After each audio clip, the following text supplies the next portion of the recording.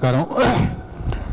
ఈ సభకు అధ్యక్షత వహిస్తున్నటువంటి మోహన్ బైరాగన్న, అలాగనే తెలంగాణ ఉద్యమకాల joint action committee secretary general Praful Ramareddy గారు, అదేవిధంగా ఇక్కడ సినీ ఇండస్ట్రీ ఉన్నటువంటి ప్రముఖులందరూ కూడా ఇక్కడ ఉన్నారు. చాలా ధన్యవాదాలు. ఈ సినిమా అనేటువంటిది ఈ భారతదేశంలో ఎప్పుడు వచ్చిందంటే 1896లో వచ్చింది. చాలా వందల ఏళ్ళు అయిపోయింది. కానీ సినిమా అనేటువంటి మొదటి సినిమా ఈ భారతదేశంలో ఎప్పుడు వచ్చిందంటే రాజా హరిశ్చంద్ర అనేటువంటి ఒక సినిమా ద్వారా భారతదేశంలో మొట్టమొదటి సినిమాది.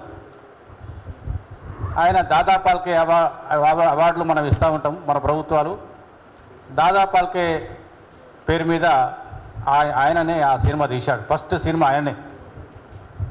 అయితే ఈ తెలంగాణలో మొన్నటిదాకా సమైక్యాంధ్ర కావచ్చు, ఇప్పుడు తెలంగాణ కావచ్చు, అసలు తెలంగాణలో సినిమా ఉందా?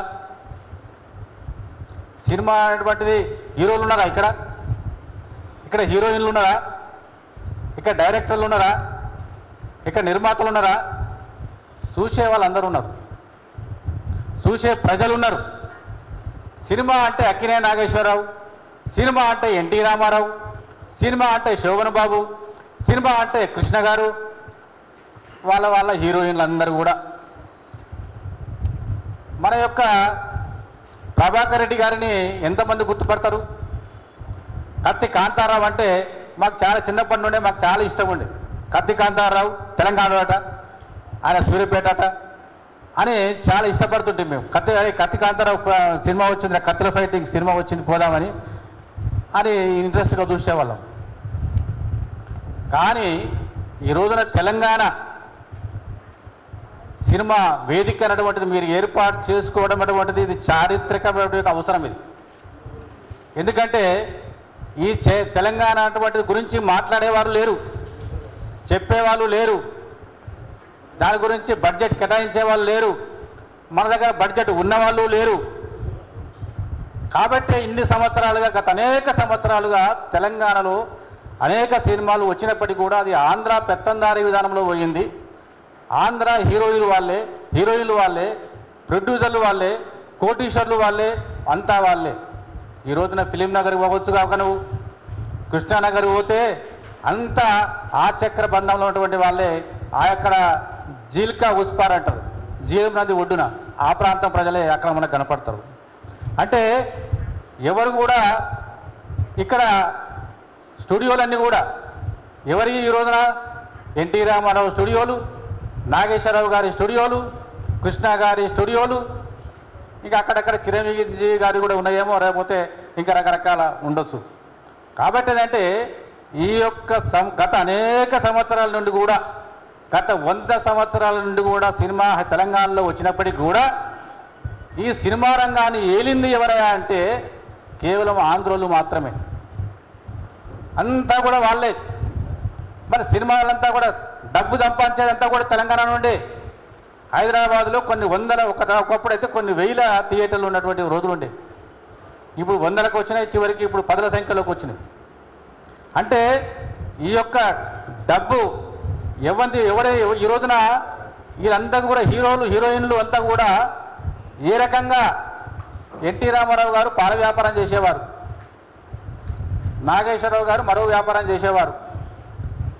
మరి ఈ రోజున 1000 కోట్లు, లక్షల కోట్లు ఏ రకంగా వచ్చినాయి వాళ్ళకు, వాళ్ళ కుటుంబాలు.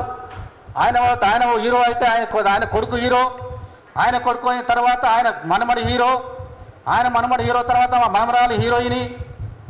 వాళ్ళ యొక్క వంశపారంపర్యంగా తెలంగాణలో గత కేవలం 4-5 కుటుంబాల యొక్క వాళ్ళు మాత్రమే ఈ సినీ రంగాన్ని ఏలినారు, ఇంకా ఏలుతూనే ఉన్నారు. కాబట్టి మనం ఇప్పటితో ఫుల్ స్టాప్ పెట్టాలి. రేపు గద్దర్ అవార్డులు ఇచ్చినా, రేపు నంది అవార్డులు ఇచ్చినా, ఏది ఇచ్చినా తెలంగాణ వారికే ఇవ్వాలి. తెలంగాణ సినిమా తెలంగాణ నడవాలి.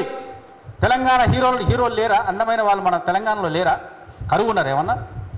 అందమైన అమ్మాయిలు హీరోయిన్లు లేరా మన తెలంగాణలో? ఏమైనా బోసిపోయిందా?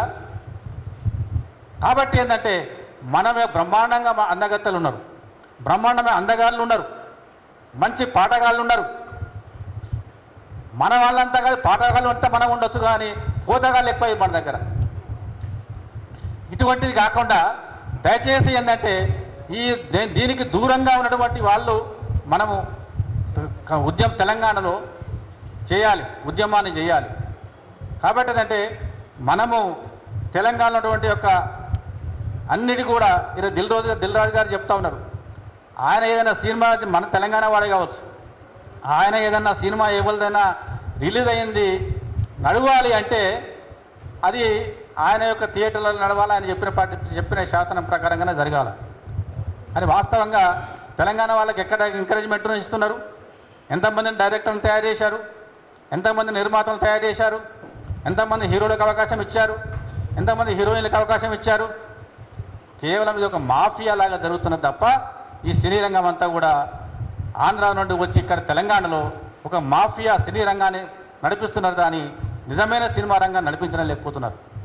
కాబట్టి ఏంటంటే మేము తెలంగాణ ఉద్యమకారులుగా మీకు ఎల్లప్పుడూ అండదండగా ఉంటాం. మేము తెలంగాణ సినిమా వేదికని బ్రహ్మాండంగా తయారు చేయండి, మీకు అండదండలు అన్ని రకాలుగా మేము ఉంటాం. అవసరం అనుకున్న 1000 కాదు 10,000 మంది వచ్చి మేము అక్కడ నిలబడతాం. కానీ తెలంగాణ వాడికి ప్రిఫరెన్స్ ఇవ్వాలి, తెలంగాణ సినిమా కావాలి, తెలంగాణ వానికి అవార్డు ఇవ్వాలి, తెలంగాణ హీరోయిన్లకి అవార్డులు ఇవ్వాలి, తెలంగాణ రచయితలకి ప్రోత్సహించాలి, తెలంగాణ సినిమాలనే ప్రోత్సహించాలి, తెలంగాణ బడ్జెట్ నుండి ఈ సినిమాలకు కొంత బడ్జెట్ను కూడా కేటాయించాలి అని చెప్పి ఈ సందర్భంగా విజ్ఞప్తి చేస్తూ, ఏదైతే తెలంగాణ సినిమా వేదిక మీరు లేటుగానైనా సరే లేటెస్ట్గా మీరు తయారు చేసుకుంటున్నారు.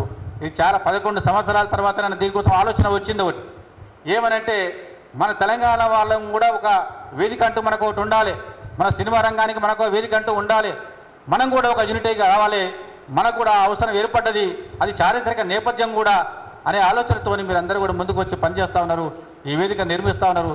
ఈ యొక్క వేదిక దినదినాభివృద్ధి చెంది పురోభివృద్ధి చెంది ఒక మహత్తరమైనటువంటి యొక్క వేదికగా దీన్ని తయారు చేయాలని మీకు తెలంగాణ ఉద్యమకారుల జాయింట్ యాక్షన్ కమిటీ తరఫున, తెలంగాణ ప్రజల తరఫున, తెలంగాణ ఉద్యమకారుల తరఫున, తెలంగాణ కళాకారుల తరఫున, తెలంగాణ అమర కుటుంబాల తరఫున మీకు సంపూర్ణ సహకారాన్ని ఉంటుంది అని చెప్పి విజ్ఞప్తి చేస్తూ ఈ అవకాశం ఇచ్చిన అందరికీ కూడా నమస్కారాలు తెలియజేస్తూ ముగిస్తున్నాను. జై తెలంగాణ.